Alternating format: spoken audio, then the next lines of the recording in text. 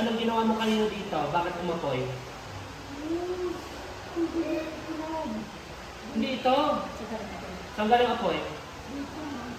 Oo nga, anong ginamit mo para umapoy ito? Tapos? Ano yung ginamit mo? Posporo. Ngayon, bakit natin pinaiinitan to? Ano mangyayari dito?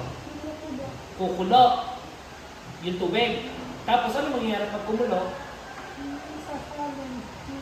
Ano yung pupunta dito? Tubig ba yun?